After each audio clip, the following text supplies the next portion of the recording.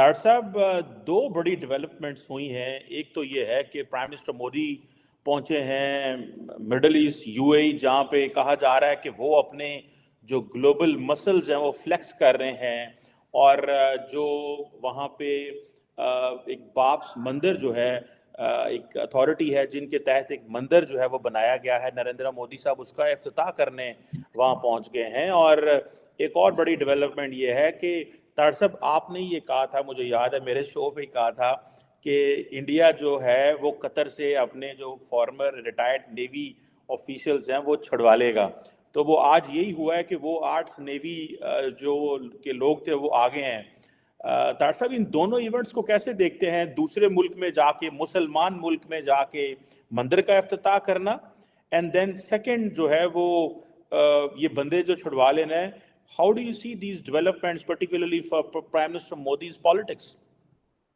चीमा साहब, मैं बल्कि आज ना सिर्फ इस हवाले से भी बल्कि अपने देखने वालों से मैं आज क्रेडिट लेना चाहूंगा कि मैंने ना सिर्फ इसकी पेशगोई की थी कि कतर छोड़ेगा इन लोगों को, ऐसी कोई बड़ी बात नहीं। दूसरी ये थी कि जब मिसाइल के हवाले से आपको पता है वो जो एक खबर आई थी और बोइंग के हवाले से, तो मैंने कहा था कि ये नहीं रोक सकते, ये देंगे, ड्रोन्स भी देंगे और ये तैयारे भी देंगे। और दूसरे दिन ही खबर आ गई थी। उसकी वजह यह है कि चीमा साहब, मैं वॉशिंगटन डीसी को देख रहा हूं इस वक्त, और I am sitting in Washington DC, और मैं इन्फ्लुएंस देख रहा हूं डायस्पोरा का, भारत की इकोनॉमी का, उनकी साइंटिफिक अचीवमेंट्स का, उनके कंट्री के अंदर लॉ एंड ऑर्डर का बेहतर होना, चाइना का नीचे जाना, और ओबामा की वीक फॉरेन पॉलिसी को जब मैं देखता हूं तो मुझे इंडिया बहुत स्ट्रांग नजर आता है, बहुत स्ट्रांग नजर आता है। और बाकी इसमें कोई शक नहीं है कि इस वक्त वॉशिंगटन डीसी के अंदर यहूदी लॉबी के बाद दूसरी स्ट्रॉन्गेस्ट लॉबी, बल्कि मैं ये शायद ये भी कहने में मुबालगा राय नहीं होगी कि हो सकता है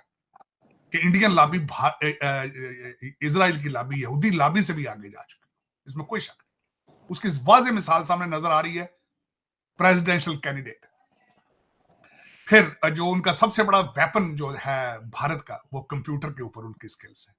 भारत का सबसे बड़ा वेपन उनका जो है उनका इंस्टीट्यूट ऑफ टेक्नोलॉजी, उनका इंडियन इंस्टीट्यूट ऑफ मैनेजमेंट, ये सबसे बड़ा वेपन है इंडिया, जिसकी वजह से उन्होंने पूरी दुनिया कांकर की है।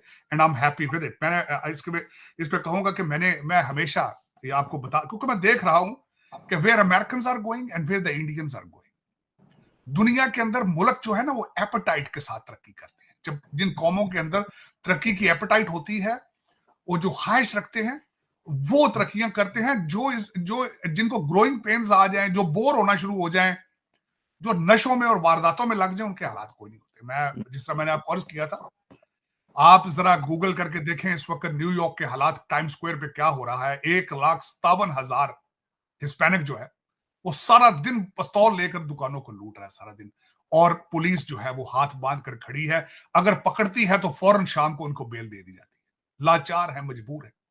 टूरिस्टों ने आना बंद कर दिया इस कंट्री के अंदर। मैं आज आपको यह भी बताना चाहूंगा कि कभी अमेरिका ट्रैवल एडवाइजरी देता था, फला मुल्क में न जाओ। मैं देख रहा हूं मुसलसल अब दूसरे ममालिक अमेरिका के बारे में ट्रैवल एडवाइजरी दे रहे हैं। और इन सर्कमस्टांसेस के अंदर अगर आप मुझे ये कहें कि ये भारत को चैलेंज कर लेंगे या दूसरे ममालिक, कतर की क्या मजाल है कि चैलेंज भारत को करे। मैं उसकी मिसाल देना चाहूंगा आपको। इसी पे चलते हैं आगे। 8 जो हैं जो उनको छोड़ दिया गया है, 7 उनमें से भारत पहुंच चुके हैं, 7। और इस वक्त जो सबसे ज्यादा पॉपुलर जिनको देखा जा रहा है, विनय मोहन क्वोत्रा, जो के फॉरेन सेक्रेटरी हैं, वो 2 हवालों से बात इस वक्त कर रहे हैं मीडिया के ऊपर। एक तो वो इन 8 जो सेलर्स हैं इनको छोड़ा गया है, और दूसरा इस वक्त यूएई के जो यूएई और कतर का ट्रिप है मोदी साहब का, उसको एक्सप्लेन करने के लिए he is top trend in the Indian media today. अब उसमें जो बात ये मैं बताना चाहूंगा, 7वां ट्रिप है इनका यूएई का, मोदी साहब का, और दूसरा बाप मंदिर का। और मैं ये एक और यहां ये बताना चाहूंगा, ये इलेक्शन कैंपेन का भी एक हिस्सा, इसको उस एंगल से भी देखा जा सकता है।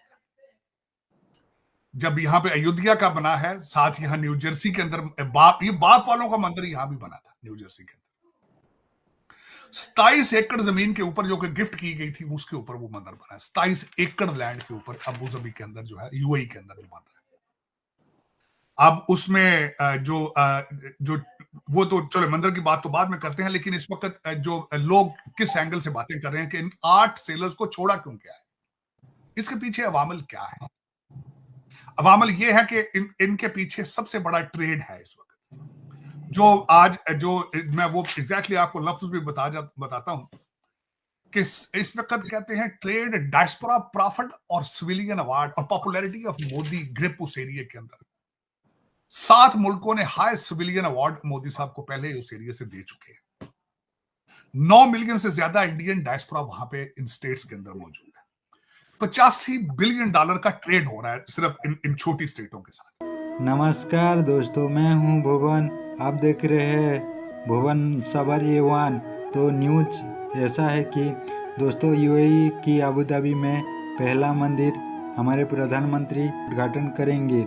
हमारे प्रधानमंत्री जी इस दौरे से पहले भारत में संयुक्त राष्ट्र अरब अमीरात राजदूत ने कहा है कि अब्दुल नासिर ने हिंदू मंदिर को यूएई का खास बताया गया है। उन्होंने कहा कि उस वजह से भारत और यूएई का रिश्ता और मजबूत होगा, इकोनॉमिक और ट्रेड चलता रहेगा।